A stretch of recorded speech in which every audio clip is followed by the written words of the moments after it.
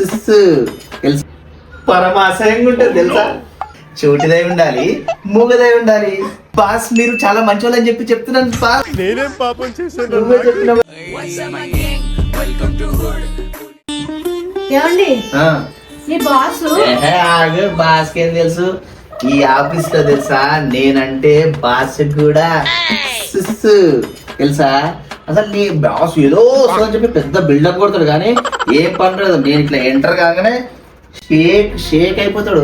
నీకు తెలుసా మా బాస్ కి ఇంకో గర్ల్ ఫ్రెండ్ ఉంది తెలుసా, కానీ మేడం తెలియదు.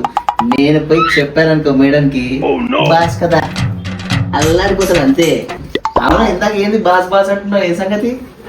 ఇందాక మీ బాస్ ఫోన్ చేశాడు, లైన్ లో ఉన్నాడు. ఏమైందిరా? మాట్లాడండి. బాసా?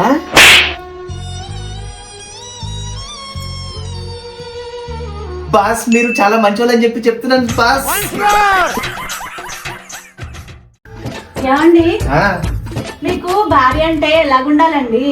బక్కగా ఉండాలా, లావు ఉండాలా, పొట్టిగా ఉండాలా, పొడుగు ఉండాలా? నా భార్య అంటే ఎలా ఉండాలి తెలుసా, చోటిదై ఉండాలి, మూగదై ఉండాలి. భర్త ఏం చెప్పినా వినేటట్టు ఉండాలి. ప్రపంచంలో ఎన్నో అద్భుతాలు జరుగుతున్నాయి. నిన్ను అడిగాను చూడు. తప్ప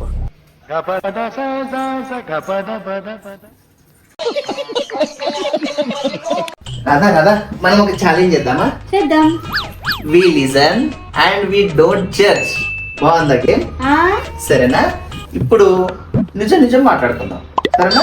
ఏదైనా సరే మనసు లోతులో నిజంగా మాట్లాడాలి, సరేనా? ఫస్ట్ నువ్వు చెప్పు.